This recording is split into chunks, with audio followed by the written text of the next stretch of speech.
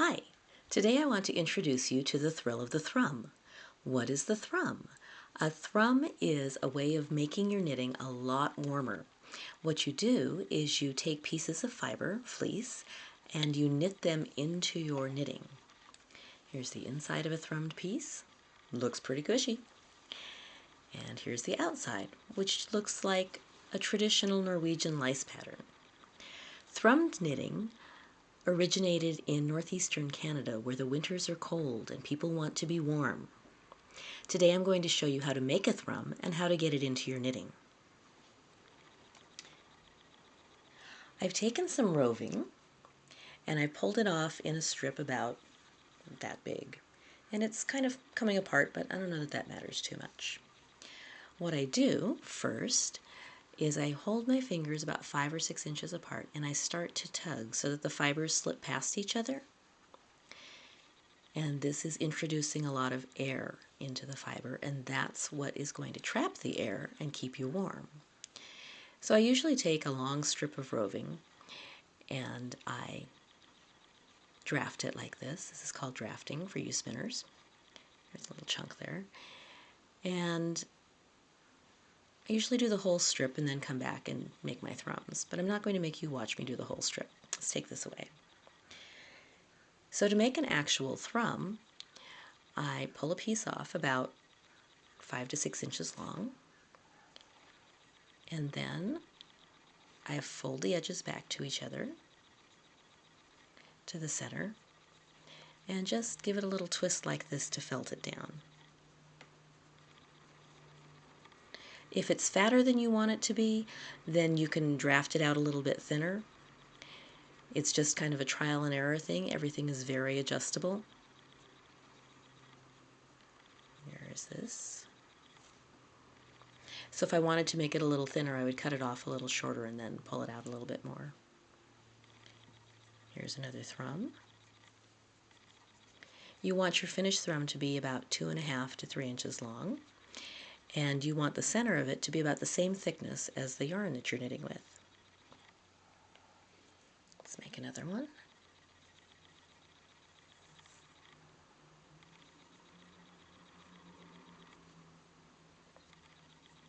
I usually make a whole bunch of thrums, so I don't have to stop and do it while I'm in the middle of my knitting. Okay, we've got a few thrums. How do I get it into my knitting? Well, first of all, you have to knit to the stitch you want to put it in. Let's see. Here's the stitch I want my thrum in. I insert my needle, and then I take the thrum, and I hold it around that right needle, wrap my yarn, and then pull the thrum and the yarn through. Let's do that again. I'm putting mine in on every 4th stitch. Here we are. I insert my right needle,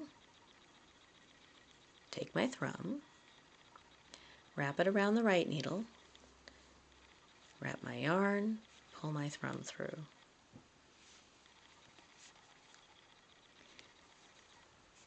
If I'm knitting in the round, when I come to my thrum on the next round, what I want to do is knit the thrum and the stitch that is knit with it, both of them through the back loop.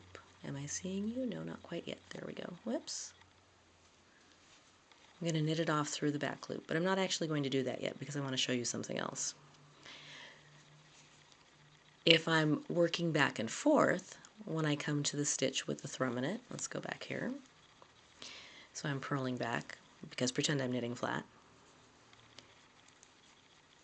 When I come to my thrum, whoops, sorry, went too far. When I come to my thrum, I'm going to purl it through the back loop with the stitch that it belongs to. And you have to know which one it belongs to, and that was my little mistake there. I actually started to purl that one without it. But when you make your thrum, you see that it sits to the right of the stitch. So when you're purling back, your thrum is to the left of the stitch. So if I'm doing this, I am purling my thrum and the stitch through the back loop. Let's go and do another one. Oh, and you can pull your tails to adjust it a little bit so that they're even. and that they won't pull out. Let's go back and find another one. Here's my thrum, and it belongs to this stitch. I'm going to purl it through the back loop. There we go. Remember, if you're knitting in the round, you'll just go ahead and knit it through the back loop with the stitch it belongs to. Make sure you know which stitch it belongs to. Now, why do you have to go through the back loop? Going through the back loop gives it this nice little twist and makes it look like a V, like a knit stitch on the front side. If you don't go through the back loop, it ends up just being a little nub and it's not quite as secure. So that's the whole thing about thrums. Do you want to be warm? Come join me and make a thrummed headband. This is going to be a thrummed headband.